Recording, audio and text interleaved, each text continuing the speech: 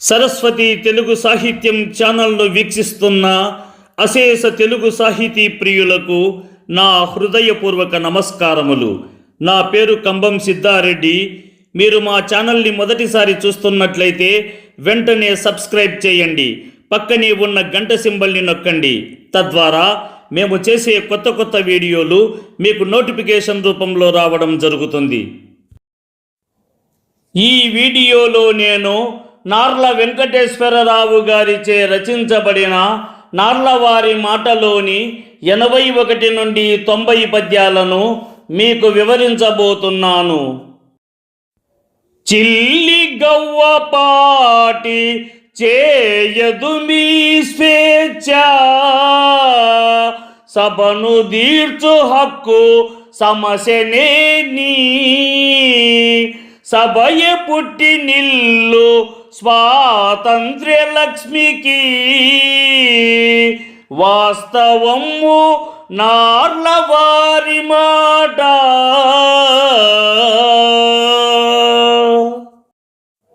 మనకు స్వేచ్ఛ ఉందని చెప్పుకోవడం మాత్రమే సరిపోదు.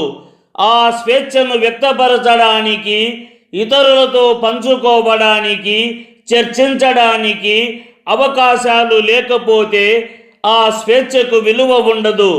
ప్రజలు సమావేశమై తమ అభిప్రాయాలను స్వేచ్ఛగా చెప్పుకునే హక్కు ఉన్నప్పుడే నిజమైన స్వాతంత్ర్యం ఉంటుంది. అందువల్ల సభలు, చర్చలు, ప్రజాస్వామ్య వేదికలే స్వేచ్ఛకు అసలు నిలయం. అనుభవంతో చెప్పిన నార్లవారి మాట ఇది వాస్తవమని భావము. ప్రజలకుండవలెను పరిపాలకులనైనా, దుయ్యబట్టగల్గు దొడ్డ హక్కు, భంగపడును స్వేచ్ఛ వాగ్బంధమున్నచో, వాస్తవము నార్లవారి మాట.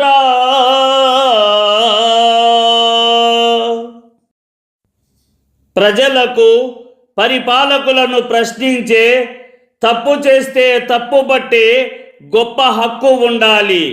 అదే ప్రజాస్వామ్యానికి ప్రాణం. ప్రజలు తమ అభిప్రాయాలను స్వేచ్ఛగా చెప్పుకోలేకపోతే, అంటే మాట్లాడే స్వేచ్ఛ నిరోధించబడితే ఆ స్వేచ్ఛ పూర్తిగా దెబ్బతింటుంది. అందువల్ల ప్రజలకు పాలకులను విమర్శించే హక్కు, స్వేచ్ఛగా మాట్లాడే హక్కు ఉన్నప్పుడే నిజమైన స్వాతంత్ర్యం ఉంటుంది. అనుభవంతో చెప్పిన నార్లవారి మాట ఇది వాస్తవమని భావము. పదవి నిలుపుకొనుటే పరమ లక్ష్యంబైనా, వ్యక్తి పన్నునే కుయుక్తినైనా, వ్యసనమైన పదవి వ్యక్తినే కబలించు, వాస్తవము నార్లవారి మాట.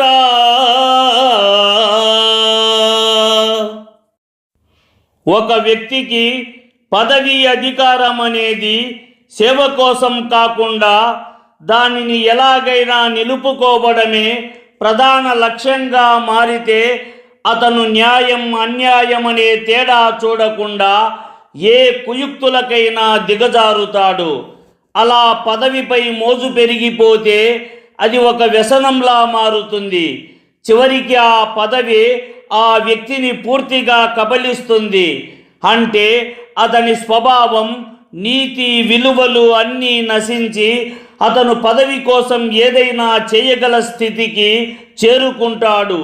అనుభవంతో చెప్పిన నార్లవారి మాట ఇది వాస్తవమని భావము. రోటికొక్క పాట కోటికొక్క నిజము, సాటి వారిపైని చాటు దెబ్బ, ఏటికింక చెప్ప మేటి నాయకుడంచు, వాస్తవము నార్లవారి మాట.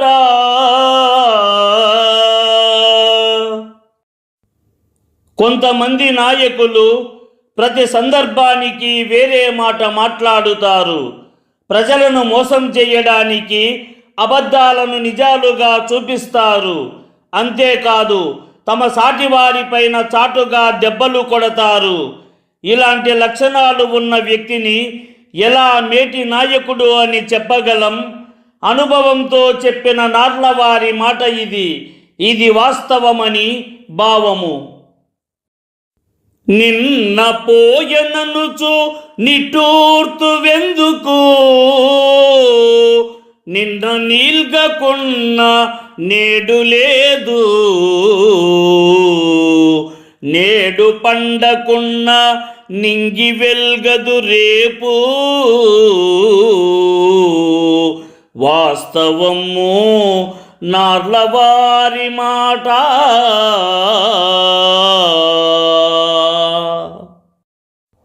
నిన్నటి కాలం జరిగిపోయిందని బాధపడటం ఎందుకు?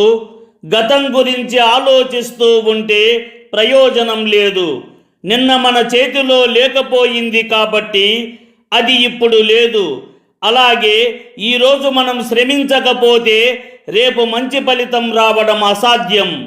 అనుభవంతో చెప్పిన నార్లవారి మాట ఇది వాస్తవమని భావము. సడలిపోవుచుండే సంప్రదాయమనుచు సనుగు వెనుక నుండి ఛాందసుండు,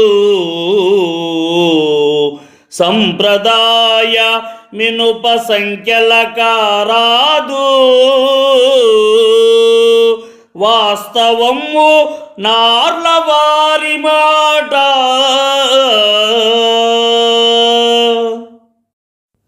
సమాజంలో కొంతమంది సంప్రదాయం కాపాడాలి అని చెబుతూ ముందుకు రావడం కాకుండా వెనుక నుండి అడ్డుపడుతూ మార్పులను నిరోధిస్తుంటారు. ఇలాంటి వాళ్ళు ఛాందసులు, అంటే పాత ఆలోచనలకు మాత్రమే కట్టుబడి కొత్తదాన్ని అంగీకరించని వారు. కానీ సాంప్రదాయం అనేది మనల్ని బంధించే ఇనుప సంఖ్యలలా ఉండకూడదు. అది మన అభివృద్ధిని అడ్డుకోవడం కాదు, మార్పులకు అనుగుణంగా మారుతూ ముందుకు నడిపించాల్సినది. అనుభవంతో చెప్పిన నార్లవారి మాట ఇది వాస్తవమని భావము. ఆది యుగమునందు వేద ఋషులమించు జ్ఞానవేత్తలొరులు కానరారు, నేటి యుగము వేరు నేటి ఋషులు వేరు, వాస్తవము నార్లవారి మాట.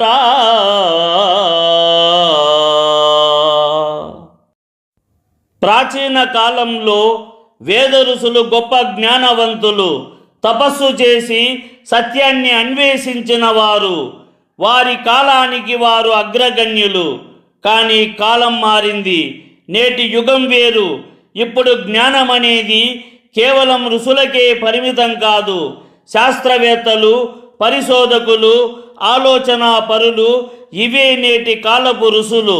అందువల్ల పాతకాలపు ఋషులను మాత్రమే గొప్పవారని చెప్పడం సరిపోదు. నేటి యుగానికి తగిన కొత్త జ్ఞానవేత్తలను కూడా గుర్తించాలి. అనుభవంతో చెప్పిన నార్లవారి మాట ఇది వాస్తవమని భావము. నరుని వృద్ధి కంటే చరమ లక్ష్యము లేదు, నరుని జగతి విడిచి పరము లేదు, నరుడు లేని చోట నారాయణుడే లేడు, వాస్తవము నార్లవారి మాట.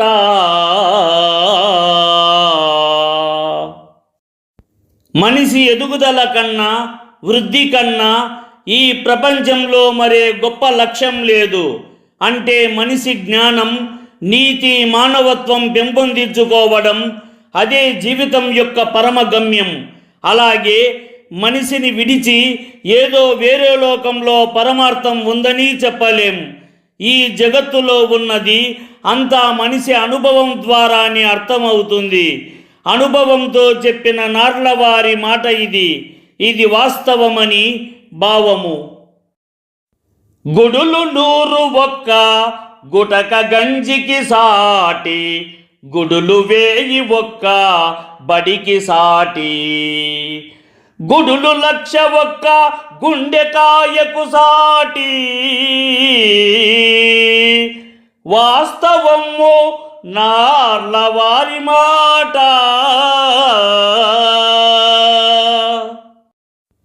ఒక 100 గుడులు కట్టినంత గొప్ప పని చేసినా అది ఒక ఆకలితో ఉన్నవానికి పెట్టే ఒక గుటక గంజికి సాటి రాదు. అంటే పేదవాడి ఆకలి తీర్చడం దేవాలయ నిర్మాణం కంటే గొప్పది. అలాగే 1000 గుడులు కట్టిన ఒక మంచి పాఠశాల నిర్మాణానికి అది సాటి రాదు. ఎందుకంటే విద్య మనిషిని ఎదగనిస్తుంది, సమాజాన్ని ముందుకు తీసుకెళ్తుంది. ఇంకా 1,00,000 గుడులు కట్టిన ఒక మనిషి గుండె, దయ, కరుణ, మానవత్వంతో చేసే మంచి పనికి అది సరితూగదు. మనసులో ఉన్న దయే నిజమైన దేవాలయం. అనుభవంతో చెప్పిన నార్లవారి మాట ఇది వాస్తవమని భావము. లంచమనిడి గడ్డి రాల్చిన వారికే పనులు చేయువాడు పశువు సుమ్ము, గడ్డి మేయువాడు గొడ్డు కాకుండునా. వాస్తవము నార్లవారి మాట.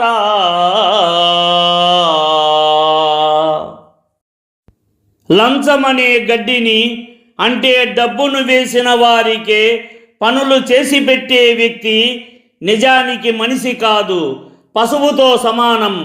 ఎందుకంటే పశువు గడ్డి పెడితేనే తింటుంది. అలాగే లంచం ఇచ్చినప్పుడు మాత్రమే పని చేసే మనిషి కూడా గడ్డిని మేసే గుడ్డు లాంటి వాడే కదా. అనుభవంతో చెప్పిన నార్లవారి మాట ఇది వాస్తవమని భావము. ఈ వీడియోని లైక్ చేయండి, షేర్ చేయండి. ఈ వీడియోపై మీకున్న అభిప్రాయాన్ని కామెంట్ సెక్షన్లో కామెంట్ చేయండి. ఈ వీడియో చూసిన సాహితీ ప్రియులందరికీ నా హృదయపూర్వక ధన్యవాదములు.